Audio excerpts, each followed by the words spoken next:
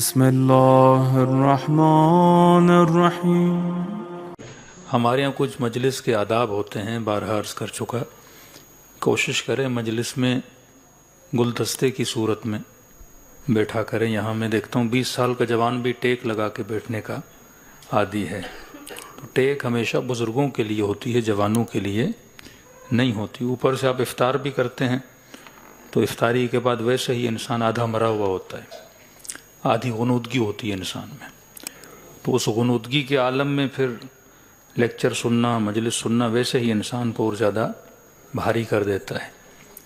تو مستحب بھی ہے کہ جب مغرب کے بعد ہلکا سا کھانا انسان کھائے، یعنی کہ انسان بھاری کھانا کھائے۔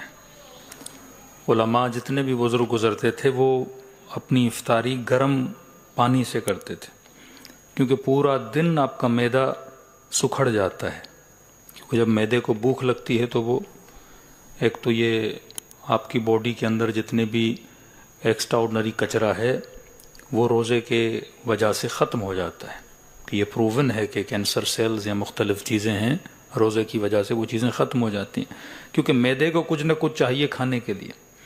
کہ جب آپ کھانا نہیں دیتے، فوڈ نہیں دیتے، تو وہ آپ کی باڈی کے اندر جو ایکسٹرا چربی ہے یا مختلف گندی چیزیں ہیں وہ اسی چیز کو جلانا شروع کر دیتا ہے، تو پورے دن میں جو آپ کے اندر ایکسٹرا آرڈنری گندی چیزیں ہیں وہ ویسے ہی ختم ہو جاتی ہیں۔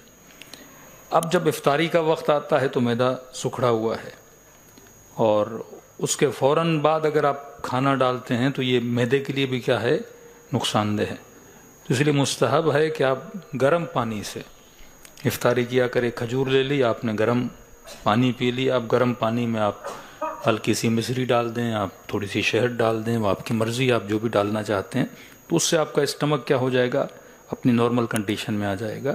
پھر تھوڑا سا انسان کھانا کھا لے۔ مجلس سننے کے بعد آپ کو پراپر جا کے گھر کھانا کھانا ہے تاکہ کھا لیں، صحت رہے گی۔ چائنیز کو آپ دیکھتے ہیں، چائنیز کبھی بھی ٹھنڈا پانی بالکل نہیں پیتے۔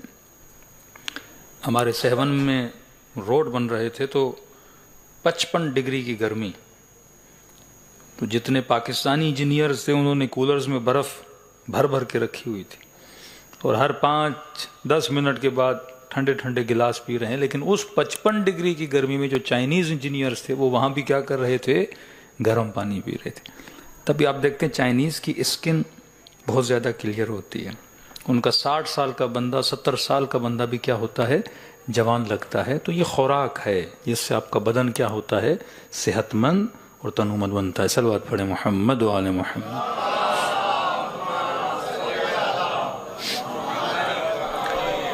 یعنی آج تک ہمارے سفرے بھی اہل بیت والے نہیں ہیں، ہم مجلس اہل بیت والی ہے لیکن ہمارا سفرہ بھی اہل بیت والا نہیں ہے۔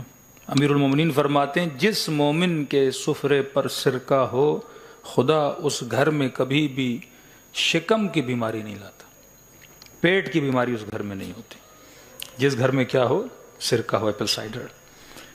اب ہم میں سے کتنوں کے سفروں پہ سرکہ ہوتا ہے؟ بہت کم لوگ ہیں جو ہم سرکہ بھی ہیں۔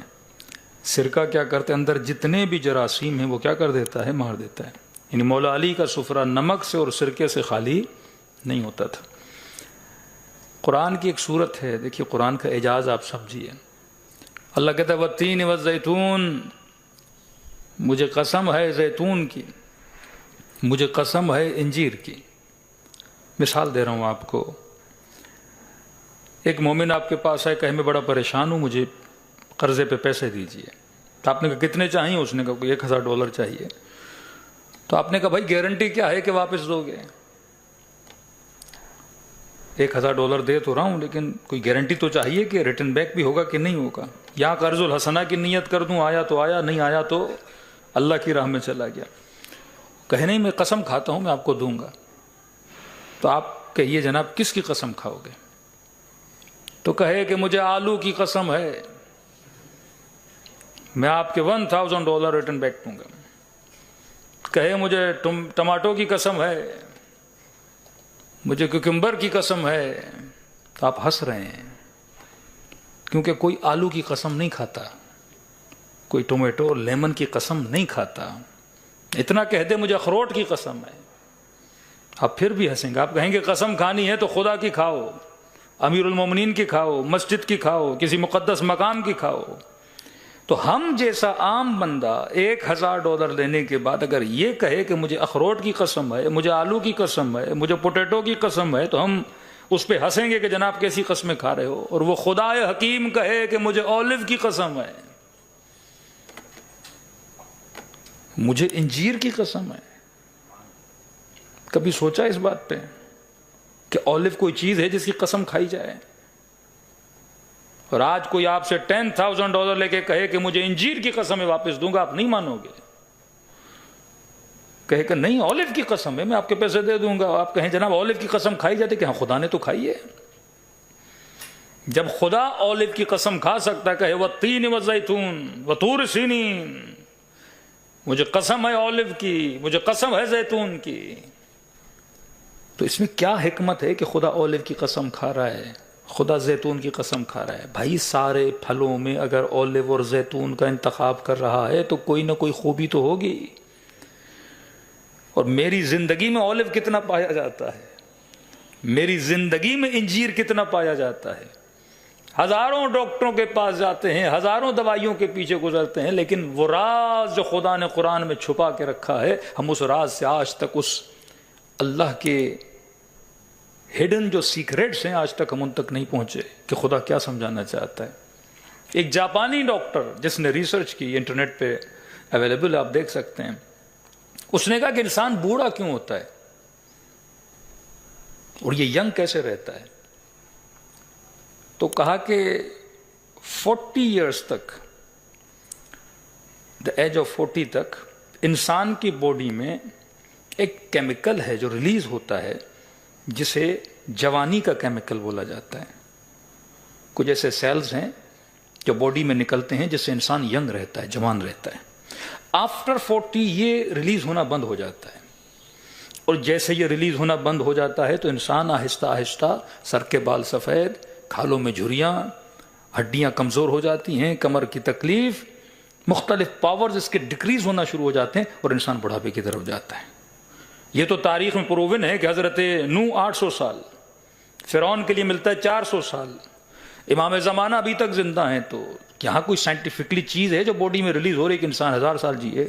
آج ہم 100 سال، 120 سال، 130، میکسیمم ایج 120 ایئرز، اور اس کے بعد زندہ بھی رہے تو فائدہ نہیں، کو ویسے ہی مردہ ہوتا ہے. وہ زندگی وہ ہے جس میں انسان تنومند رہے. آپ کہیں پروردگارا مجھے 200 سال زندگی دے، لیکن 80 سال کے بعد بندہ بستر سے ہی نہ اٹھ سکے، تو 200 سال جی کے کیا کرے گا؟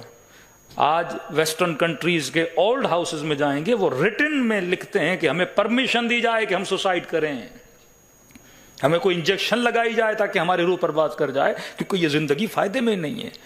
ٹوائلٹ کوئی اور لے کر جا رہا ہے، کھانا کوئی اور کھلا رہا ہے، اسٹمک کام نہیں کر رہا، صبح سے شام تک انسان دوائیوں پہ چل رہا ہے. تبھی امیر المومنین فرماتے ہیں شکر خدا ادا کرو جو خدا نے تجھے کیا دی ہے؟ صحت دی ہے. تو کہا کہ انسان بوڑھا کیوں ہوتا ہے؟ تو کہا ایک سیل ہے جو انسان کی باڈی میں ریلیز ہوتا ہے آفٹر 40 اور بیفور 40 وہ سیل بننا بند ہو جاتا ہے. تو انہوں نے ریسرچ کی، کیونکہ باڈی کے اندر وہ چیز نہیں بن رہی، ہم کوئی باڈی کے باہر سے کوئی سورس ڈھونڈیں جس کے اندر یہ چیز موجود ہو اور انسان اس چیز کو کھائے، تھوڑا بہت اس کی باڈی میں جوانی کے سیلز پھر سے بننا شروع ہو جائیں. تو کہتے ہیں انہوں نے پوری دنیا کے پھلوں میں، فروٹس میں، ویجیٹیبل چیزوں میں، پلانٹس میں ڈھونڈنا شروع کیا کہ وہ چیز ہمیں کہاں ملتی ہے. تو کہتے ہیں ہمیں 2 پھلوں میں وہ چیز ملی، ایک تھا زیتون، ایک تھا انجیر. اب کہا کہ کتنا ڈوز لے، مطلب ڈیلی کتنے انجیر کھائے، ڈیلی کتنے زیتون کھائے، تاکہ وہ اس کا ڈوز کیا ہو جائے؟ پورا ہو جائے. تو انہوں نے نکالا کہ اگر 7 زیتون کھائے، 1 انجیر کھائے، تو انسان زیادہ دیر تک جوان رہنے کی صلاحیت رکھ سکتا ہے. جب اس نے ریسرچ کی، یہ ریسرچ پہنچی ایجپٹ میں الازہر یونیورسٹی کے کسی قرآنک پروفیسر کے پاس. اس نے جب ریسرچ پڑھی دین اس نے ایک لیٹر لکھا اسی ڈاکٹر کو کہ تم اتنی صدیوں کے بعد اس نتیجے پہ پہنچے ہو، اس رزلٹ پہ پہنچے ہو کہ ان 2 پھلوں میں خدا نے کیا رکھی ہے؟ جوانی کے سیل رکھے ہیں، اور کھایا کتنا جائے؟ 7 اتنے کھائے جائیں، ایک انجیر کھایا جائے۔ تو اس نے کہا یہ نتیجہ خدا نے قرآن میں 1400 سال پہلے بتایا تھا، ہمارے رب نے قرآن میں قسم کھائی ہے 3 کی، اور زیتون کی قسم کھائی ہے، اور کہا جتنی مرتبہ تو نے کہا ہے اتنی ہی مرتبہ خدا نے قرآن میں ذکر زیتون کیا ہے اور ذکر انجیر کیا ہے۔ پورے قرآن میں 1 مرتبہ خدا نے انجیر کا ذکر کیا ہے اور 7 مرتبہ زیتون کا ذکر کیا ہے۔ نعرہ تکبیر، اللہ اکبر، نعرہ رسالت، رسول اللہ۔ نعرہ حیدری۔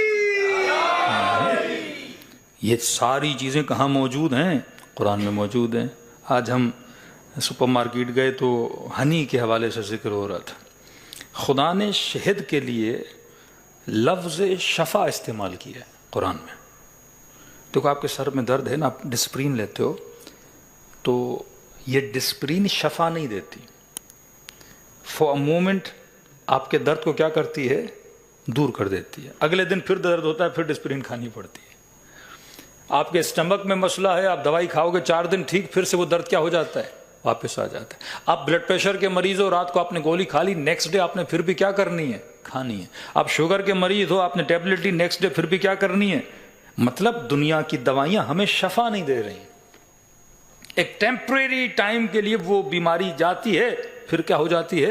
واپس آ جاتی ہے۔ لیکن شفا کا مطلب یہ ہے بیماری چلی جائے تو پھر واپس نہ آئے، اسے علاج بولتے ہیں۔ قرآن نے کہا اللہ نے شہد میں کیا رکھی ہے؟ شفا رکھی ہے۔ نحل کا خدا نے بڑی خصوصیت سے اپنے قرآن مجید میں ذکر کیا۔ کیوں کہہ رہا ہوں بار بار تفسیر قرآن پڑھیں، اس میں آپ کو ہیلتھ بھی ملے گی، مینٹل ہیلتھ بھی ملے گی، فزیکل ہیلتھ بھی ملے گی، ہسٹری، ہر چیز کا علم آپ کے پاس آ جائے گا اگر ہم زندگی کس کے مطابق گزاریں؟ قرآن کے مطابق گزاریں۔ اب آپ کہیں گے مولانا آج کی شہد میں شفا کیوں نہیں؟ لیکن جس شہد کا خدا ذکر کر رہا ہے اس میں شفا کیوں ہے؟ کیونکہ سائنٹیفکلی شہد جب یہ بی جو فلائی کرتی ہے تو اس کا ایک ریڈیٹ ہوتا ہے، اس کے اندر فلائی کرتی ہے، کہتے ہیں اراؤنڈ 16 مائل یا 20 کلومیٹرز کے اندر یہ فلائی کرتی ہے۔ اب اس 20 کلومیٹر کے سرکل میں جتنے پھول ہیں، پلانٹس ہیں، ان سب سے کیا لیتی ہے؟ کچھ نہ کچھ لیتی ہے۔ تو ایک طرح کا یہ ملٹی وٹامن بن جاتا ہے، کسی نہ کسی جگہ سے کوئی نہ کوئی ملتی ہے۔ اب آج کل جو شہد بن رہا ہے اس کو ہم نے کیا کر دیا؟ باکس میں بند کر دیا، اور سامنے ہم نے شوگر رکھ دی اس کے، وہیں شوگر کھا رہی ہے اور اسی شوگر سے کیا بن رہا ہے؟ شہد بن رہا ہے۔ یا ہم نے ایک چھوٹا سا ریڈیٹ بنایا اس کا، اس میں 4-5 پلانٹ ہے، تو اس میں اتنی شفا نہیں ہوگی جو شہد کی مکھی فلاورز کے بیچ میں رہتی ہے یا جنگلوں میں رہتی ہے، جو نیچرل ہے، وہ مختلف جگہوں سے مختلف چیزیں کلیکٹ کرتی ہے اور اس سے کیا بنتی ہے؟ شہد بنتی ہے۔ آپ کیسی ساؤتھ افریقہ میں ایک بلیک تھی کوئی افریقن، ان کو بریسٹ کینسر ہوا، تو انہوں نے فون کیا کہ مولانا اس کے لیے کوئی اہل بیت کے فرامین سے، قرآن سے کوئی اس کا علاج؟ ہم نے کہا قرآن میں اللہ نے کیا لکھا ہے؟ شہد میں کیا ہے؟ شفا ہے۔ شہد میں شفا ہے تو اس کا مطلب اس کی ہر چیز میں شفا ہے۔ آج تک ہمارے بچوں کو یہ نہیں پتا کہ شہد کے پروڈکٹس کتنے ہیں، جب قرآن اتنی ساری دوائیوں کو چھوڑ کے، اب خدا بول دیتا ہلدی میں بھی شفا ہے، مرچوں میں بھی شفا ہے، پتہ نہیں اس لہسن میں بھی شفا ہے، لیکن خدا نے کس چیز کا ذکر کیا ہے؟ شہد کا ذکر کیا۔ اس کا مطلب ہر مومن کے گھر میں شہد ہونا چاہیے، ہر مومن کے گھر میں انجیر ہونا چاہیے، ہر مومن کے گھر میں اولیو ہونا چاہیے۔ وہ چیزیں ہیں جس سے آپ کے بچوں کے جسم بھی کیا رہیں گے؟ سنومند، میموری بھی کیا رہے گی؟ سب سے زیادہ شارپ رہے گی۔ اب شہد سے جو پروڈکٹ بنتے ہیں اگر آپ ان کو گنیں، ایک تو ہنی بنتی ہے جس کو آپ شہد بولتے ہیں، دوسرا شہد کی مکھی جب پھولوں پہ جا کے بیٹھتی ہے تو اس کے پاؤں میں پھولوں کے جو اوپر دانے ہوتے ہیں وہ چپک جاتے ہیں، جب یہ اپنے گھر میں واپس آتی ہے تو وہ اس کے پاؤں سے دانے گرتے ہیں جس کو پولن بولتے ہیں۔ یہ یعنی سورس آف وٹامن بی ہے، یعنی وٹامن B6 جو بوڑھے حضرات ہیں جو انجیکشنز لگاتے ہیں وٹامن B6 کے، وہ سارا اس پولن کے اندر موجود ہے کہ آپ 1-2 چمچ پولن کے اگر دودھ میں ملا کے پئیں تو پورا the source of vitamin B اس کے اندر موجود ہے۔ ایک تو پولن بنتا ہے، دوسرا یہ جس چھتے کے اندر، جس باکس کے اندر شہد بناتی ہے، جس کو آپ چھتا بولتے ہیں، تو اس کو ایک سیل کرتی ہے تاکہ سردی کے موسم میں اندر ہوا نہ آ پائے، چوٹیاں اندر داخل نہ ہو پائیں۔ آپ دیکھیں اتنا میٹھا شہد لیکن ایک چوٹی اندر نہیں جاتی، کس قدر یہ اس کو سیل کر دیتی ہے کہ اس کے گھر کے اندر کوئی بھی جانور، کوئی بھی حشرہ نہیں جاتا، جس کو پرو پلس بولتے ہیں۔ تیسری چیز، جب شہد کی مکھیاں آتی ہیں شہد بناتی ہیں تو ان کے اندر ان کی کوئن ہوتی ہے، کوئن کی ایک اپنی شہد ہوتی ہے جس سے وہ کھانا کھاتی ہے، اس کا ایک اسپیشل فوڈ ہوتا ہے جس کو رویل جیلی بولتے ہیں۔ 3 پروڈکٹ ہو گئے، چوتھا پروڈکٹ کیا ہے؟ ہنی۔ اب چاروں چیزیں بڑے مہنگے داموں میں انگریز بیچتے ہیں۔ یہ جو پروپلس ہے، اگر آپ اس کو شہد کے ساتھ ملا کے کھائیں، بچے کو بخار ہو، کھانسی ہو، یہ خاتون جسے کینسر تھا، بریسٹ کینسر تھا، اور یہ آپ صرف گوگل پہ جا کے لکھیں کہ پروپلس کے فائدے کیا ہیں، اس میں لکھا ہوا ہے کہ انسان کے امیون سسٹم کو کیا کرتا ہے؟ بوسٹ کرتا ہے۔ دوسرا اس کی ڈیفینیشن یہ لکھی ہے کہ پروپلس کے کھانے سے انسان کی باڈی کے اندر جو ایکسٹرا آرڈنری گروتھ ہے، کینسر کیوں ہوتی ہے؟ کیونکہ آپ کی باڈی کے اندر ایکسٹرا آرڈنری گروتھ ہوتی ہے، باڈی نے جتنا گوشت بنانا ہے اس سے زیادہ بنانا شروع کر دیتی ہے، کھال زیادہ بننا شروع ہو جاتی ہے، تو جب یہ ایکسٹرا آرڈنری گروتھ ہوتی ہے اسی کو کینسر بولتے ہیں۔ کا پروپلس اس ایکسٹرا آرڈنری گروتھ کو کیا کرتی ہے؟ ختم کر دیتی ہے، تو باڈی کے اندر سے جتنی گندگی ہے اسے کیا کر دیتی ہے؟ مٹا دیتی ہے۔ مولانا حضرات محرم میں مجالس پڑھتے ہیں، گلے کی تکلیف ہوتی ہے شہد میں ملا کے کھائیں، ختم۔ چھوٹے بچوں کو بخار ہوتا ہے، شہد میں ملا کے کھائیں، بخار چلا جاتا ہے۔ کوئی بھی بیماری ہو جو انسان کے امیون سسٹم کو اٹیک کرتی ہے، اسی ایک پروپلس کو اگر شہد کے ساتھ ملا دیں، آپ کی جسمانی بیماریاں کیا ہو جاتی ہیں؟ ختم ہو جاتی ہیں۔ یہ صرف قرآن کی ایک آیت ہے کہ خدا نے شہد میں کیا رکھی ہے؟ شفا رکھی ہے، شفا رکھی ہے، پر ہم شفا کے قریب جانے کے لیے تیار نہیں ہیں۔ صلوات پڑھے محمد و آل محمد۔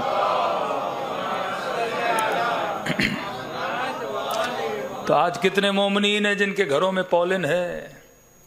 آپ ایران کی ہر دکان پہ جائیں گے، یہاں زعفران ملے گی، انجیر پڑا ہوگا، زیتون پڑا ہوگا، پولن بھی پڑی ہوگی اور پروپلس بھی ملتی ہوگی۔ قم جائیں، گزر خان میں جائیں گے، بڑا بڑا بورڈ لگا ہوگا جہاں پہ پروپلس کو اور پولن کو وہاں باقاعدہ بتایا جائے 30% پولن ہے، 5% اس میں رویل جیلی ہے، اور اتنے % اس میں پروپلس ہے، اتنے % اس میں ہنی ہے۔ وہاں لوگ کھا رہے ہیں اور خدا ان کو کیا دے رہا ہے؟ شفا دے رہا ہے۔ لیکن ہم دن رات میڈیکل اسٹورز کے پاس جاتے ہیں، جو شفا خدا نے قرآن کے ذکر میں بھی رکھی ہے اور قرآن کے فہم میں بھی رکھی ہے، لیکن ہم اس سے دور ہیں۔ آج کتنے مومنین ہیں جن کے گھر میں تین ہے، جن کے گھر میں زیتون ہے، مطلب ہر شیعہ جوان ڈیلی۔ اب آپ کہیں گے مولانا زیتون شاید کھانا مشکل ہو، تو بھائی 1 اسپون اولیو آئل کا تقریباً 7 زیتون کا تیل بنتا ہے، تو 1 اسپون اولیو، 1 انجیر آپ اپنے بچے کو کھلائیں، انجیر سے آپ کی ہڈیاں بھی مضبوط ہوں گی، اور بڑھاپے میں جن کو جوان بننے کا شوق ہے وہ اس کے کھانے سے کیا ہو جائیں گے؟ جوان بھی ہو جائیں گے۔ آپ سیریا چلے جائیں، لبنان چلے جائیں، بہت کم آپ کو ایسے بوڑھے ملیں گے جن کی کمر کیا ہو؟ جھکی ہوئی ہو۔ وہاں بہت کم لوگ ملتے ہیں جن کی کمر جھکی ہو، کیونکہ زیادہ سے زیادہ وہ زیتر کھاتے ہیں، وہ یہی اولیو کھاتے ہیں، وہ یہی زیتون کھاتے ہیں، تو آج بھی وہ کیا ہیں؟ جوانوں تر و تازہ ہیں۔ کبھی آپ اپنے مجتہدین کو دیکھا 90+، 88+، ابھی آئے خامنئی، آئے وحید خراسانی، آیت اللہ سیستانی، جتنے بھی آپ کے مراجع ہیں 90+ ہیں۔ وہ کون سے مرغے اور چرغے کھاتے ہیں؟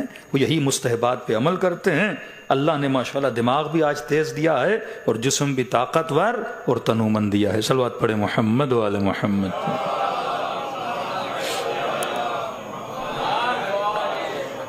اب ایک لنک دیکھیے حدیث کا، چھٹے امام کا فرمان ہے، مولا فرماتے ہیں کہ مولا یہ والتین و زیتون کیا ہے؟ تو امام نے فرمایا زیتون سے مراد حسین ابن علی ہیں، اور تین سے مراد حسن ابن علی ہے۔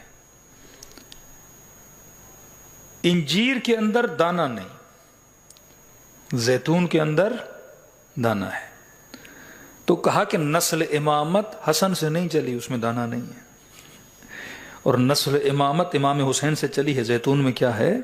دانہ ہے۔ پھر سورہ نور میں جاتے ہیں، آئے نور جب آپ پڑھتے ہیں، خدا کہتا ہے ایک زجاج ہے، ایک شیشی ہے جس کے اندر شجر ہے۔ شجر کون سا ہے؟ زیتونیہ ہے. امام حسین کا جو لقب ہے وہ کس سے ہے؟ زیتون سے ہے. اور زیتون کے کھانے سے، انجیر کے کھانے سے انسان کیا ہوتا ہے؟ جوان ہوتا ہے. پھر رسول نے کیا فرمایا؟ ان الحسن والحسین سیدا شباب اہل الجنہ. یہ جنت کے جوانوں کے سردار ہیں، یہ نہیں کہا بوڑھوں کے سردار ہیں. حالانکہ جب یہ حدیث کہی تب وہ کیا تھے؟ بچے تھے. یہ نہیں کہا کہ جنت کے بچوں کے سردار ہیں، کہا یہ جنت کے جوانوں کے سردار. اب مد مقابل جو فرقہ مخالف ہے اس کی ایک عادت پڑی ہے، جو حدیث اہل بیت کی فضیلت میں ہے وہ فوراً کیا کرتے ہیں؟ کسی اور سے ملانے کی کوشش کرتے ہیں. کہ میں شہر علم علی دروازہ کا فلاں صاحب چھت ہیں، فلاں صاحب دروازہ ہیں، فلاں صاحب کنڈا ہیں. تو ایک نئی حدیث انہوں نے ابھی ریسنٹ بنائی ہے کہ یہ صرف حسن حسین کے لیے تھوڑی کہا کہ ان الحسن والحسین سیدہ شباب اہل الجنہ. حسن حسین جنت کے جوانوں کے سردار ہیں. کہ بھائی یہ بھی رسول کا فرمان ہے کہ فلاں اور فلاں جنت کے بوڑھوں کے سردار ہیں. تو بعض لوگ پریشان ہو جاتے ہیں. میں نے کہا یہ مکتب عقل کا مکتب ہے میرے عزیز. شکر خدا عطا کیا کرو کہ خدا نے آپ کو صاحب وزڈم، صاحب عقل بنائے. کہ مولانا فلاں کو بوڑھوں کا، میں نے کہا جسے دیوار بنانا ہے بنانے دو، جسے چھت بنانا ہے بنانے دو، جسے جنت میں بوڑھوں کا سردار بنانا ہے بنانے دو. آگے جا کے پھنسیں گے خود. کیونکہ نبی بھی تو کہہ سکتے تھے نا کہ میں بوڑھوں کا سردار ہوں، حسنین مثلا بچوں کے سردار ہیں، علی جوانوں کے سردار ہیں. نہیں کہا. ایک ہی حدیث ہے، حسن حسین جنت کے جوانوں کے سردار ہیں. میں نے کہا بھائی یہ بتاؤ، جنت میں بوڑھے ہو کر اگر جاؤ گے تو جنت کس کام کی؟ پھر تو کیلے ہی کھانے پڑیں گے نا. ہاں، بڑھاپے بندے کو دانت نہیں، اب جنت میں جا کے کرے گا کیا؟ تبھی رسول خدا نے جب مسجد میں بیٹھ کر یہ حدیث پڑھی کہ جنت میں اندھے نہیں جائیں گے، جنت میں بوڑھے نہیں جائیں گے، تو مدینے کی بوڑھیاں رونا شروع ہو گئیں کہ یا رسول اللہ اتنی دور سے آتی ہیں مسجد میں نماز پڑھنے کے لیے تاکہ ہمیں کیا ملے؟ جنت ملے. وہ عصا والا بوڑھا کہ یا رسول اللہ میں نابینا، یہاں بھی اللہ نے اندھا کیا اور وہاں بھی جنت میں نہیں بھیجے گا، تو میرا قصور کیا ہے؟ تو نبی مسکرانے لگے. فرمایا دیکھ بھی رہے ہو تیرا رسول بھی بوڑھا ہے، اور جب یہ کہہ رہا ہوں بوڑھے نہیں جائیں گے تو پہلا سوال تو یہ، یا رسول آپ بھی تو بوڑھے ہیں. فرمایا جنت کمال کا نام ہے، پرفیکشن کا نام ہے. جنت نقص کا نام نہیں، عیب کا نام نہیں. جنت میں وہی جائے گا جو پرفیکٹ ہو. جنت ہے ہی اس کے لیے. کب اندھے ہو کے جنت میں جاؤ گے تو حوریں کیسے دیکھو گے؟ بوڑھے ہو کے جنت میں جاؤ گے تو جنت کی نعمتوں سے فائدہ کیسے لوگے؟ تبھی فرمایا جنت میں نہ بوڑھا جائے گا، نہ اندھا جائے گا، نہ لولا جائے گا، نہ لنگڑا جائے گا. جنت میں وہی جائے گا جو بالکل جوان اور تنومند ہو کے جنت میں داخل ہوگا. تبھی فرما ان الحسن والحسین سیدا شباب اہل جنہ. یہ جنت کے جوانوں کے سردار ہیں، بوڑھوں نے تو جانا ہی نہیں ہے. فرما جنت ہے ہی کس کے لیے؟ کیونکہ جوانی تر و تازگی کا نام ہے، عروج لذت کا نام ہے، کمال مطلق کا نام ہے. تبھی اسی ایج میں انسان کہاں جائے گا؟ جنت میں جائے گا. تو عجیب ہے جو ان سے محبت کرے وہ جواں بن کے جنت میں جائے، اور جو ان کی نسبت والے پھل کھائے وہ دنیا میں جواں ہو کے زندگی گزارے. ہاں، تین کھاؤ، زیتون کھاؤ تو بچے کیا رہیں گے؟ جوان رہیں گے. لیکن اہل بیت والا بچوں کو برگر کھلائے، پزا کھلائے، ایسے ایسے کھانے کھلائے. ہاں، 20 سال تک بچہ جوان ہو گیا، کبھی زیتون کھایا کہ نہیں مولانا؟ نہیں کھایا. لیکن اسی زیتون کو اگر انگریز بنا کے بیچے تو پھر ہم کھائیں گے. اسی انجیر کے فائدے اگر انگریز ہمیں بتائے تو پھر ہم کھائیں گے. اگر اہل بیت بتائیں تو ہم نہیں کھاتے. یہ بھی آج ہمارے ممبر کی مجبوری ہے کہ ہم کہتے ہیں ڈاکٹرز نے یہ کہا، سائنس نے یہ کہا، تو دین وی بلیو. کیونکہ آج سائنس خدا ہے ہمارا، ڈاکٹرز آج خدا ہیں. لیکن 1400 سال پہلے جو خدا نے کہا اس پہ انسان عمل کرنے کے لیے تیار نہیں ہے. کندر کتنے لوگوں کے گھروں میں ہے. بعض چیزوں کے لیے اتنی روایتیں ہیں کہ انسان پریشان ہو جاتا ہے. آپ عراق جاتے ہیں نا تو یہ گلیوں میں چھوٹے چھوٹے پتھروں کی طرح سفید سفید چیزیں بیچ رہے ہوتے ہیں. اسے کندر گم کہتے ہیں، اسے عربک گم. یہ درخت سے بھی نکلتا ہے، یہ پتھر سے بھی نکلتا ہے. گم سے زیادہ کوئی طاقتور چیز ہی نہیں ہے. مولا فرماتے کندر مطلب گم اور زعفران اور شہد اگر کوئی ملائے ان تینوں کو اور ہلکا سا ڈیلی نہارمو اگر صرف چاٹے تو مولا فرماتے ہیں اس کا حافظہ اتنا تیز ہو جائے گا کہ لوگ کہیں گے یہ گویا جادوگر ہے. اس قدر اس کی میموری فاسٹ ہو جائے گی. لیکن ہمیں یاد کب آتا ہے؟ جب ہم 70 اور 60 کے ہوتے ہیں، شوگر کے مریض کا، مولانا اب شہد کیسے ملاؤں؟ بھائی کھانا تو جوانی سے تھا نا. بالکل موت کے بستر کے قریب ہوتے پھر فون آتا ہے، مولانا مرنے والا ہوں، بتائیے اہل بیت نے کوئی دوائی بتائی ہے کہ نہیں بتائی؟ بھائی شروع سے عمل کرو تاکہ جسم ٹھیک ٹھاک رہے. جب گاڑی بالکل انجن ہی بیٹھ گیا ہے تو پھر انجن بدلنا پڑتا ہے، وہ انجن بننے کے لائق نہیں ہوتا. صلوات پڑھے محمد وعلی محمد.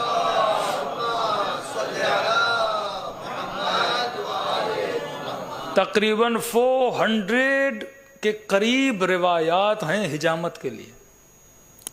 حجامہ اراؤنڈ 400 to 500 روایت.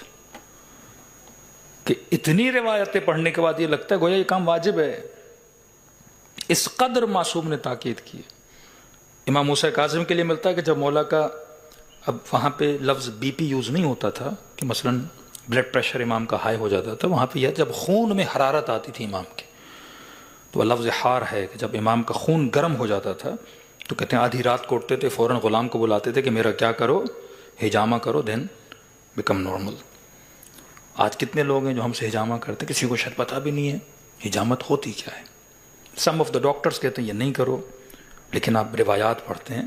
لیکن وہیں پہ چائنیز کرتے ہیں، لیکن ہم وہ کام کرنے کو تیار ہیں. یہیں پہ 4 انگریز آ کے ہمیں بولیں گے وہ کرنے کو. لیکن اتھینٹک روایات موجود ہیں حجامت کے لیے، جو آپ کے 100 سال پہلے 80 سال پہلے بزرگ حضرات ہیں ان کو پتہ تھا. یہ بڑی چیز نارملائز تھی کہ آپ کی باڈی کے اندر جو گندا بلڈ ہے کس ذریعے سے، اسپیشلی آپ کی کمر پہ حجامت کر سکتے ہیں، سر میں درد ہوتے ہیں وہاں پہ، لیکن کوئی اسپیشل لوگ ہوں. لیکن روایات اس کے لیے حد سے زیادہ موجود ہیں. جو لوگ حجامہ کرواتے ہیں ان کو کبھی ہارٹ اٹیک نہیں ہوتا، کیونکہ یہ کلاٹس جو آپ کے رگوں میں جمع ہو جاتے ہیں جس کی وجہ سے انسان کو اٹیک ہوتا ہے. لیکن جو حجامہ کراتے ہیں کہتے ہیں ان کو کبھی اٹیک نہیں ہوتا. یہ ساری چیزیں معصومین نے بتائی ہیں. لیکن ہمارا جو لائف اسٹائل ہے، ہم نے صرف دین کو نماز، روزے اور حج تک باقی رکھا. لیکن معصوم تو یہ بھی بتاتے ہیں سفر پہ جانا ہے کیا کرنا ہے، بستر پہ سونا ہے تو کیسے سونا ہے، بچوں کی تربیت کرنی ہے تو کیسے کرنی ہے. معصوم تو یہ بھی بتاتا ہے شادی کرنی ہے تو کس طرح کرنی ہے. انسان کی اتنی پرائیویٹ چیزیں ہیں جو معصومین نے ڈسکس کی ہوئی ہیں. اگر ہم پراپر ان چیزوں کو فالو کریں تو دنیا میں بھی خوشی ملے گی، آخرت میں بھی خوشی ملے گی. صلوات پڑھے محمد وعلی محمد.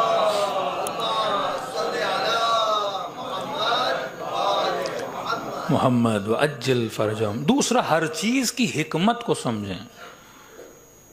اب روزے کی حکمت کیا ہے جو ہم ڈیلی بھوک مر رہے ہیں؟ ایک تو میں نے بتایا سیلف کنٹرول، ول پاور انسان کا مضبوط ہو. جس انسان کا ارادہ مضبوط نہیں، اس انسان کو شرم آنی چاہیے خود کو انسان کہتے ہوئے بھی، کیونکہ حیوان ہے جس کا ارادہ کمزور ہوتا ہے. آپ حیوان ہے جو 24 گھنٹہ جس کو کیا باندھتے ہو، رسی باندھتے ہو. کہ آج انگریز جتنے کتے بھی رکھتے ہیں گردن میں کیا باندھتے ہیں؟ ایک رسی باندھتے ہیں نا، کتا ادھر نہ جائے ادھر نہ جائے، کسی پہ بھونکے نہیں. کسی جانور کو دوڑانے کے لیے لالچ دی جاتی ہے نا. عرب اگر صحراؤں میں کتوں کو دوڑاتے ہیں، ریس کرواتے ہیں تو سامنے ایک ہرن باندھ دیتے ہیں، ان کو 3 دن بھوکھا رکھتے ہیں. پھر اس ہرن کے چکر میں تیز بھاگتے ہیں کہ فرسٹ کون آتا ہے. اسی طرح گھوڑے ہیں، ان سے محنت کروائی جاتی ہے شہوت کے ذریعے سے. وہ شہوت شکم ہو، وہ شہوت زبان ہو، کوئی لالچ دی جاتی ہے، تب یہ گھوڑا دوڑتا ہے، تب یہ جانور دوڑتا ہے، کیونکہ ان کے اندر کنٹرول نہیں ہے. اگر انسان کے اندر بھی کنٹرول نہ ہو، آنکھوں پہ کنٹرول نہ ہو، زبان پہ کنٹرول نہ ہو، شکم پہ کنٹرول نہ ہو، سامنے مال آئے پتہ نہ حلال کا ہے حرام کا ہے، بس لو رکھو، منہ سے لفظ کون سے ادا کر رہا ہوں، کانوں میں آوازیں کون سی جا رہی ہیں. آج کیوں انگریزوں نے یوٹیوب کے لیے بھی ایک کڈز والا یوٹیوب بنایا ہے، نیٹ فلکس کے لیے بھی ایک کڈز والا نیٹ فلکس بنایا ہے؟ وہ کنٹرول کرنا چاہ رہے ہیں نا آپ کے کڈز کو کہ کہیں ادھر ادھر نہ چلا جائے. یہ ہو نہیں سکتا کہ ہم اتنا فریڈم دیں کہ انسان کے لیے کوئی باؤنڈریز ہی نہ ہو. پہلے مولانا حجاب ہے، مسلمانوں کے گھروں کی دیواریں ہوتی ہیں. ویسٹرن کنٹریز میں جاؤ دیوار کا کانسیپٹ ہی نہیں ہے. بعض ایسے ملک ہیں آپ رات کو گزریں گے تو گھر شیشے سے بنے ہوئے ہیں، آپ کو پتا ہوگا گھر کے اندر کیا ہو رہا ہے. خاتون کھانا بنا رہی ہے، جناب ٹی وی دیکھ رہا ہے. لیکن مسلم سوسائٹی میں جاؤ گے تو دیواریں ہیں. دیر از کانسیپٹ آف حجاب. وہاں کیونکہ کانسیپٹ آف حجاب نہیں ہے تو کنسٹرکشن بھی اسی بیس پہ. جہاں کانسیپٹ آف حجاب ہے وہاں کنسٹرکشن بھی ویسی بنائی جاتی ہے. لیکن آج ان دیواروں کا فائدہ، کیونکہ انگریز کو پتا تھا، اس طاغوتی نظام کو پتا تھا کہ میں دیواریں کیسے ہٹاؤں، تو انہوں نے انسٹاگرام، ٹک ٹاک، وہ دیواریں کیا ہوں گر گئیں. اب میرے گھر میں کیا ہو رہا ہے، دنیا دیکھ رہی ہے، خاتون کوکنگ کر رہی ہے اور یوٹیوب پہ ویڈیو بن رہی ہے. آج جناب ولاگز بنا رہا ہے، مسلم ہے، بیوی بیٹی پورا خاندان اپنی شادی ہر چیز دکھا رہا ہے. وہ دیواریں کیا ہو گئیں، گر گئیں. میں دکھانا چاہتا ہوں، شو آف کرنا چاہتا ہوں. وہ پرائیویسی ٹوٹلی ڈسٹروائے ہو گئی. میں نے کیا پہنا میں دکھانا چاہتا ہوں. میں نے شام کو ڈنر کیا کیا میں دکھانا چاہتا ہوں. بس انسان ٹوائلٹ جاتا ہے تو دکھاتا نہیں ہے. آج کھانا کھانے آئے سیلفی، اسپیشلی خواتین کا مولانا کھانا نہیں کھانے دیتی بیوی. ہوٹل پہ جاتے ہیں، کہتی ہے سٹاپ، پہلے ایک سیلفی لوں گی. ہاتھ نہیں لگانا، پہلے ایک سیلفی ہوگی، پھر اوپر جائے گی ہم کھانا کھا رہے ہیں. دکھاوا، تبرج جاہلی ولا تبرج نہ تبرج جاہلیہ. جاہلیت کے زمانے کی طرح خود کو بلڈنگ نہ بناؤ کہ میں ہر وہ کام کروں کہ دنیا والے مجھے کیا کریں. دیکھیں عرب کی خواتین جب باہر نکلتی تھیں تو اپنے بالوں کو اتنا جھوڑا بنا کے باندھتی تھیں. رسول نے سختی سے منع کیا، کوئی ایسا کام نہ کرو کہ لوگوں کی توجہ تمہاری طرف جائے. امیر مرد کیا کرتے تھے، بڑے بڑے جبے دشداشے توپ پہنتے تھے. جب زمین پہ چلتے تھے تو وہ کپڑا کیا ہوتا تھا، رینگتا تھا. تو حکم دیا ان کپڑوں کو نیچے سے کاٹو گے. آج تک آپ دیکھتے ہیں اہل سنت ٹخنوں کے اوپر، ان کو حکمت سمجھ ہی نہیں آئی. وہ توپوں کے لیے تھا، یہ شلواروں کو ٹخنوں کے اوپر کرتے ہیں. لکیر کے فقیر بنے ہوئے ہیں آج تک. کئی جوان شاید سوچتے ہوں گے مولانا ہم شیعہ کیوں نہیں کرتے. بھائی وہ توپوں کے لیے تھا، مطلب ایسے تبرج والے کپڑے نہیں پہنو. اب وہ شلوار قمیض بھی اگر آپ ایسی پہنتے ہو کہ جس میں دکھاوا ہو تو وہ منع ہے. کہ کل ٹاپک چھڑ رہا تھا، آپ کو ایسی گھڑی پہنتے ہو کہ مثلا دنیا دیکھیں، ہاں $50,000 کی گھڑی پہنی ہوئی ہے، برانڈڈ گھڑی پہنی ہوئی ہے. یہ تبرج جاہلی ہے. کہ میرے دل میں آئے کہ پورے موریشس میں میرے پاس ایسی گاڑی ہو جو کسی کے پاس نہ ہو. یہ تبرج جاہلی ہے. خاتون شادی میں جائے، میں ایک ایسی جیولری پہنوں کہ ساری عورتیں مجھے ہی دیکھیں کہ جناب یہ کہاں سے خریدی ہے. یہ تبرج جاہلی ہے. ریاکاری حرام ہے کہ صرف تم چاہو کہ تم دکھے جاؤ. اس سے رسول نے منع کیا. پھر کہا کہ امیر ہو، بیٹھو صف میں بیٹھو، نماز پڑھو. کیا رسول غریب ہے؟ کہ نہیں، مصافحہ کرو، ہاتھ سے ہاتھ ملاؤ. ہاتھ کیوں ملاتے ہیں؟ مسلمان سے ہاتھ ملاتا ہے. کہ ہاتھ ملانے سے تمہاری امیری اس کے ہاتھ میں چلی نہیں جائے گی. چوری نہیں کر لے گا تمہارے پیسے. ان اکرمکم عند اللہ اتقاکم. اللہ کے نزدیک نہ مال، نہ دولت، نہ شکل، نہ صورت، نہ رنگ. اس کی دربار میں اگر قیمت ہے تو یہ ہے تمہارا سیلف کنٹرول کتنا ہے. بلال غلام تھا، کبھی سوچا؟ بلال کو مؤذن بنایا کیونکہ جس بلال سے گھر میں برتن دھلواتے تھے، کام کرواتے تھے، نوکر بنا کے چلاتے. تب رسول نے کہا جب تک یہ نہ بلائے گا تو مسجد آئے گا کیسے. لاؤڈ بلال کو بنا دیا. کڑتے تھے اندر سے کہ اسے اتنا مینارے پہ بھیج دیا، کعبے کی چھت پہ بھیج دیا، اور بلال کہے گا یا کبھی بہانے یا رسول اللہ توتلا ہے، اشہد نہیں کہہ سکتا، اسہد کہتا ہے. کسی اچھے کو بٹھائیے کہ نہیں، بلال کا سین رب کے لیے شین ہے. ان اکرمکم عند اللہ اتقاکم. دین کے ہدف اور مقصد و حکمت کو سمجھو گے پھر دین، اس سے بہتر کوئی دین نہیں ہے. اب حکمت روزہ، آج اشارہ اور چند جملے مصیبت کے. صبح سے شام تک بھوکا رکھتا ہے خدا تاکہ ہمارے اندر سیلف کنٹرول پیدا ہو. دوسرا اصل میں حکمت روزہ جس کو ہم افطاری پہ تباہ و برباد کرتے ہیں، وہ حکمت کیا ہے؟ نارملی انسان دن میں کتنی بار کھانا کھاتا ہے؟ 3 times a day. Break fast dinner اور لنچ آپ کرتے ہیں. رمضان میں کتنی ٹائم کھاتا ہے انسان؟ 2 ٹائم اے ڈے. مطلب خدا نے ایک ٹائم کاٹ لیا. حکمت سمجھو روزے کی. نارملی 3 بار کھاتا ہوں، ناشتہ، دوپہر کا کھانا، رات کا کھانا.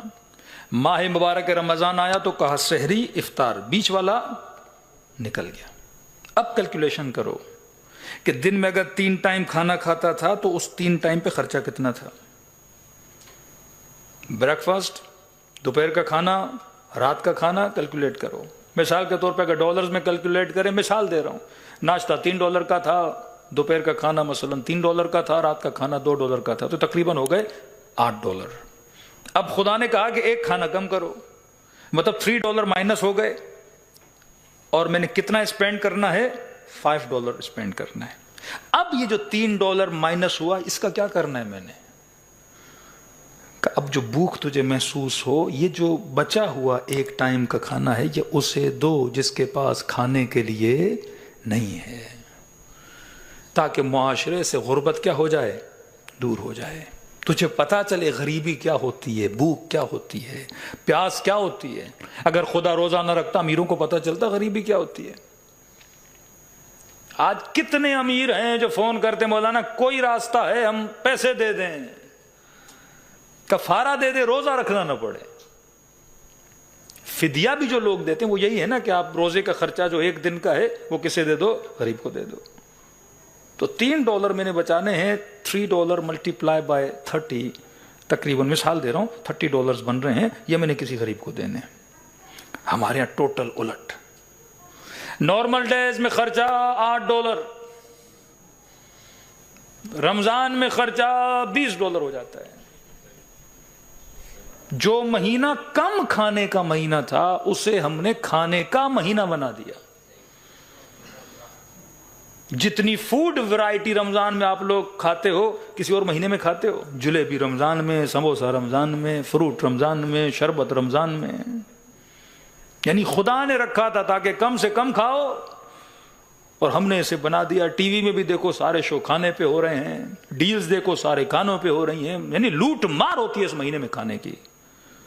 غریب کہاں گیا کا پتہ نہیں، غریب کہاں ہے؟ تو میرا مہینہ ہے، غریبوں کا مہینہ تھوڑی ہے. اب میں نے روزہ تو رکھا پر اس کی حکمت کو کیا کر دیا؟ ایک بگ زیرو لگا دیا. تو یہ روزہ صرف مجھے بھوک دے گا، میری سوسائٹی کو کبھی بھی بیٹرمنٹ کی طرف نہیں لے کر جائے گا. عبادت کے جتنے اعمال ہیں جن کا تعلق آپ کی باڈی سے ہے، ان کو فائدہ باڈی کو ملنا چاہیے. اگر میری باڈی کو فائدہ نہیں مل رہا دین اس عبادت کا کوئی فائدہ نہیں ہے. نماز کون پڑھتا ہے؟ بدن. اب میں کہوں نماز پڑھوں گا پھر جنت ملے گی، جنت کسے ملے گی؟ روح کو. میں روزہ رکھوں گا، روزے کے بدلے میں خدا جنت دے گا، جنت کسے ملے گی؟ آپ کے سول کو. پھر بھائی باڈی نے جو یہاں اتنا محنت کی تو اسے کیا ملا؟ یہ تو ناانصافی ہے نا کہ رکوع میں بدن جائے، سجدے میں بدن جائے، محنت بدن کرے اور بدن کو کچھ مل ہی نہیں رہا. تو نماز کا بینیفٹ کسے ہونا چاہیے؟ سب سے پہلے بدن کو ہونا چاہیے، اس کے بعد میری روح کو ہونا چاہیے. روزے کا سب سے پہلا بینیفٹ کسے ہونا چاہیے؟ بدن کو ہونا چاہیے، اس کے بعد کسے ہونا چاہیے؟ میری روح کو ہونا چاہیے. آج جتنے کمر کے مسائل ہیں یہ کیوں ہیں؟ کیونکہ ہم نے اس طرح سے نماز نہیں پڑھی جس طرح سے معصوم نے کہی کہ شیعوں کی نشانیوں میں ایک نشانی یہ ہے کہ شیعہ ڈیلی 51 رکعت نماز پڑھتا ہے. آج جو لوگ جم کے لیے جاتے ہیں ان سب سے پوچھئے، وہ کہتے ہیں منیمم ایوری ڈے انسان کو 40 to 60 منٹس کیا کرنی چاہیے؟ ایکسرسائز کرنی چاہیے.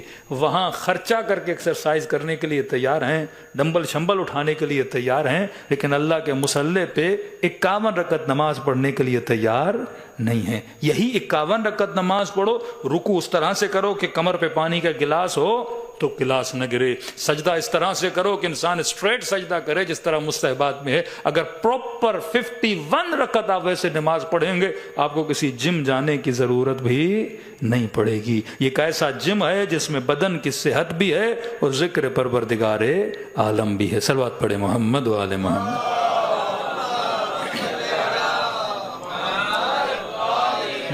لیکن ہم نے کیا نہیں. ہم 50 سال کے بعد کرسیوں پہ بیٹھ جاتے ہیں، 55 سال کے بعد ہماری کمر میں تکلیف ہو جاتی کیونکہ ہم کم از کم وہ نماز بھی ویسے نہیں پڑھ رہے. 51 رکعت ہر رکعت 1 منٹ کی بھی کاؤنٹ کریں، تھوڑی اسپیڈ سے بھی پڑھیں تو 40 منٹس بن جاتے ہیں۔ اگر آپ پراپر ان ویلیوز کو فالو کریں تو کسی بھی آرتھوپیڈ کے پاس آپ چلے جائیں اور پوچھیں کہ میں رکوع اس طرح کرتا ہوں، آج بیسٹ ایکسرسائز کون سی ہے؟ یہ زیادہ ویٹ اٹھانا نہیں، کہتے ہیں آپ وہ ایکسرسائز کرو جس میں باڈی اسٹریچ ہو، کھچاؤ، جس میں آپ کے مسلز میں کھچاؤ ہو، وہ آپ انف ہے۔ 40 منٹس آپ اسٹریچ والی ایکسرسائز کرو، اور جتنی بھی آپ کی نماز اس میں باڈی کیا ہوتی ہے؟ اسٹریچ ہوتی ہے۔ آپ رکوع میں اس طرح جاؤ تو کمر میں کھچاؤ آتا ہے، لمبا سجدہ کرو۔ ہم کیا کرتے ہیں، ماسو فرماتے ہیں کتے کی طرح اپنے ہاتھ نہیں رکھا کرو۔ ہاتھ کیسے رکھا کرو؟ ہاتھ میں تھوڑا اسٹریٹ ہو آپ کے ہاتھ، جس میں آپ کی کمر میں بھی کھچاؤ پیدا ہو، آپ کی باڈی پہ کھچاؤ آ جائے۔ اس طرح سے اگر آپ سجدہ کریں تو مستحبات ہیں، ویسے بھی کرتے نماز تو ہو جاتی ہے، لیکن مستحبات کو اگر آپ فالو کریں گے پراپر ویسے آپ نماز پڑھیں گے، آپ کی باڈی کبھی بیمار نہیں ہوگی۔ کھانے کے بعد چہل قدمی کریں گے، آپ کو کوئی بیماری، وہ مستحبات چھوٹے موٹے اگر اپنی نسلوں کو سکھا دیں، یہ آہستہ آہستہ نسل در نسل سینہ بہ سینہ آپ کے اندر ٹرانسفر ہوں گی، آپ کا جسم بھی صحیح سالم۔ اب نماز پڑھ تو اس میں کیا ہوتا ہے؟ اللہ کا ذکر ہوتا ہے، رکوع میں کمر آپ کی اسٹریٹ بھی ہوتی ہے اور آپ سبحان ربی العظیم و بحمدہ کا ذکر بھی کرتے ہو، سجدے میں جاتے ہو، سارا بلڈ آپ کے مائنڈ میں آتا ہے۔ یہ بیسٹ ایکسرسائز ہے کہ آپ کی پورا بلڈ، آپ کی یہ ایکسرسائز آپ کرتے ہیں نا، کہتے سر نیچے کرو، ٹانگیں، ڈاکٹر کے پاس جاؤ گے ٹانگیں اوپر کروائے گا، اللہ کی دربار میں آؤ گے وہ اپنے سجدہ کروائے گا، جس سے پورا بلڈ آپ کے برین میں آ جائے گا، پھر آپ کھڑے ہو گئے، پھر دوبارہ بلڈ آپ کے برین میں آئے گا، اس سے آپ کی باڈی کیا ہوگی؟ اچھے سے اچھے مینٹین بھی ہو جائے گی، اور سجدے میں جاؤ گے ذکر خدا بھی کرو گے، سبحان ربی الاعلی و بحمدہ، اور جم میں کیا کرو گے؟ ادھر کا میوزک ٹھاں ٹھوں ٹھوں ہو رہا ہے اور بندہ ویٹ پہ ویٹ اٹھا رہا ہے، مطلب گندا ذکر بھی کانوں میں آ رہا ہے، اور فضول کی محنت بھی کر رہے ہو۔ یہاں محنت بھی کرو گے، ثواب بھی ملے گا، اور بدن بھی کیا رہے گا؟ مینٹین رہے گا۔ صلوات پڑھے محمد و آل محمد۔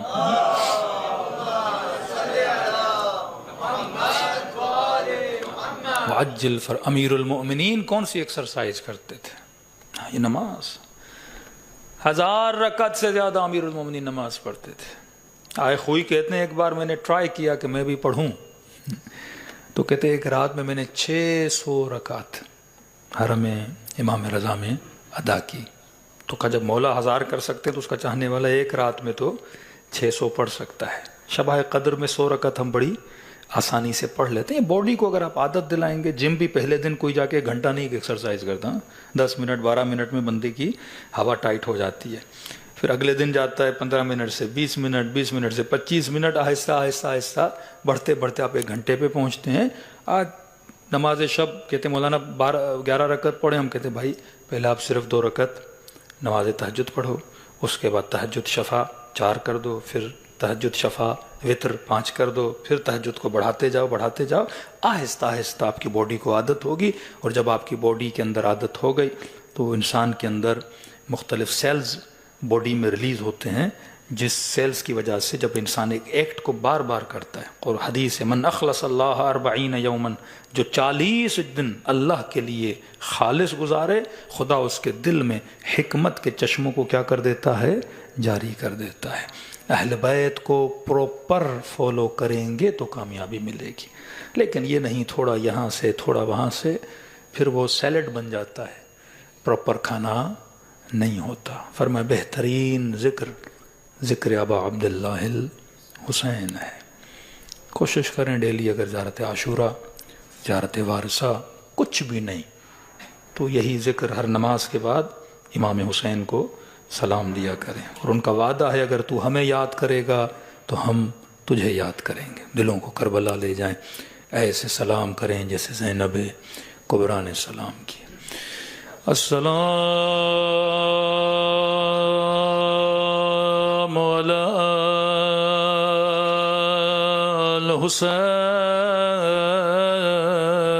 الحسین وعلی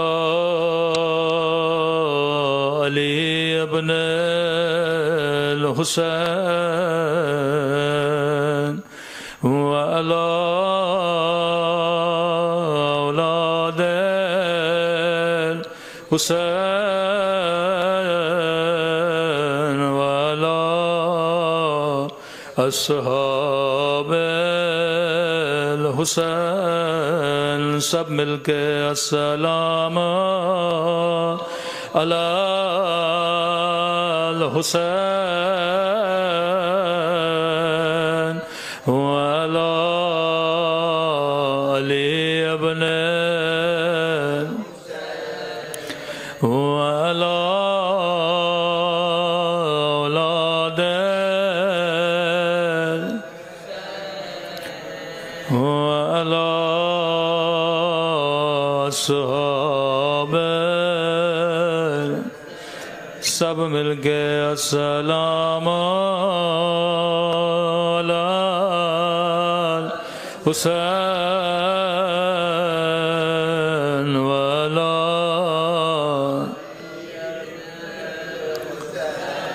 وعلی اولاد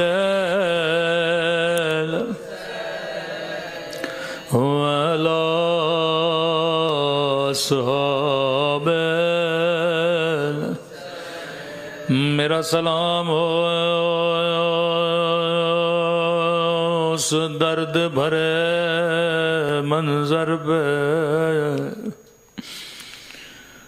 جب زینب کے ہاتھوں میں رسیاں بندھی تھی اللہ کسی غیرت مند کو بیٹیوں بہنوں کے ساتھ بازار میں نہ لے جائے۔ اکثر بی بی زینب ایک جملہ کہا کرتی تھی، فرماتی تھی زینب کو دکھ اس بات کا نہیں کہ زینب کو غیروں نے نہیں پہچانا، زینب کو دکھ اس بات کا تھا کہ زینب کو اپنوں نے نہیں پہچانا۔ میں کہوں بی بی اپنوں کا قصور نہیں، اپنوں نے کبھی نہیں سوچا کجا زینب کجا کوفے کا بازار، اپنوں نے کبھی نہیں سوچا کہاں علی کی بیٹی کہاں یزید کا دربار۔ امام زمانہ فرماتے مومن اگر چاہتے ہو میں تیری مجلسوں میں تشریف لاؤں، فرمایا مجھے میری پھوپھی زینب کے مصائب بڑے پسند ہیں، جس مجلس میں میری پھوپھی زینب کے مصائب ہو میں وہاں ضرور آتا ہوں۔ ملتا یہ لٹا ہوا قافلہ بازار میں پہنچا، ننھی سی سکینہ بی بی زینب کی گودی میں آہستہ سے کہا پھوپھی اماں مجھے بڑی پیاس لگی ہے۔ بی بی زینب نے کہا سکینہ آیا یہاں پانی دینے والا کوئی نہیں، پتھر مارنے والے بہت۔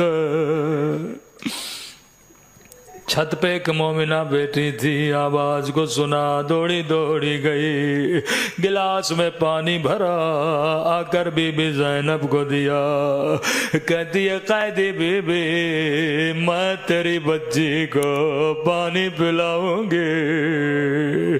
بی بی زینب نے کہا سب دیکھ رہے ہیں تو پانی لے کر کیوں آئی ہو؟ کہتی ہے قائدی بی بی میرے مولا کا فرمان ہے اللہ کبھی قیدیوں کی دعا رد نہیں کرتا۔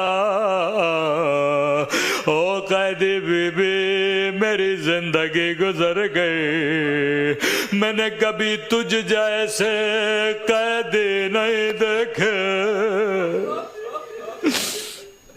بی بی زینب نے سکینہ کو کہا سکینہ ہم سید ہیں، پہلے پانی نہ پینا، پہلے اس کے لیے دعا کرنا، بعد میں پانی پینا۔ سکینہ نے ننھے ننھے سے ہاتھوں کو اٹھایا، کب بتا تیرے لیے کیا دعا کروں؟ ابھی تک مومنہ نے بچی کا چہرہ نہیں دیکھا تھا، لیکن جیسے نگاہ زخمی کانوں پہ پڑ گئے، زخمی رخساروں پہ پڑ گئے، یہ اپنی ساری دعائیں بھول گئے۔ کہتی ہے قیدی بی بی دعا کرو، اللہ میرے بچوں کو تیری طرح یتیم نہ بنائے، اللہ میرے بچوں کو تیری طرح قیدی نہ بنائے۔ بچی نے ننھے ننھے سے ہاتھوں کو اٹھایا، کہنے لگی میرے اللہ تجھے میری یتیمی کا واسطہ، کسی بچی کو میری طرح یتیم نہ بنانا۔ کہاں مومنہ بتا دوسری دعا کیا کروں؟ کہتی ہے قیدی بی بی دعا کرو، اللہ مجھے مدینہ بھیجے، خدا کسی کو غربت میں وطن کا نام نہ سنائے۔ سیدہ نے کہا مومنہ مدینے میں تیرا کون ہے؟ کیا تیرے رشتہ دار ہیں؟ کہتی ہے قیدی بی بی مدینے میں میرا حسین ہے، مدینے میں میرا عباس ہے، مدینے میں میری آقا زادی جس نے مجھے قرآن پڑھایا، جس نے مجھے حجاب سکھایا۔ بی بی زینب کو بڑا پیار آیا، مومنہ بڑی مدت سے یہ نام نہیں سنے تھے، لیکن ایک بات تو بتا، تو نے حسین کا نام لیا، تو نے عباس کا نام لیا، کیا مدینے والی بی بی سے ناراض ہو؟ تو نے اس کا نام نہیں بتایا۔ کہتی ہے قیدی بی بی کیسی باتیں کر رہی ہو، میں اپنی بی بی سے ناراض ہو جاؤں، لیکن قیدی بی بی میری مجبوری سمجھو، یہ بازار کا ماحول ہے، نامحرموں کا مجمع ہے، میں اپنی بی بی کا نام نہیں لے سکتے۔ بی بی زینب کو بڑا پیارا کہ مومنہ اگر میں دعا کروں تیری دعا یہیں قبول ہو تو کیا کہو گے؟ کہتی ہے قیدی بی بی کیا کہنا چاہتی ہو؟ کہ اگر مدینے والے بازار میں نظر آئے، اتنا سننا تھا مومنہ جلال میں آ گئی، او قیدی بی بی دعا نہیں کرنی نہ کر، لیکن میری بی بی کو بددعا نہ دے، میری بی بی تجھ جیسی قیدن نے۔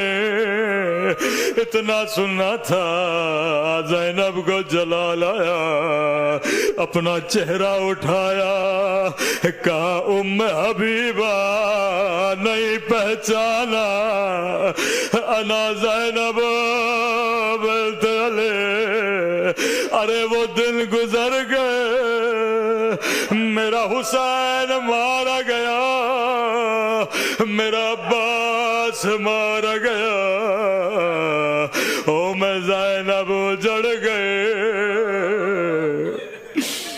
الا لعنت اللہ علی القوم الظالمین۔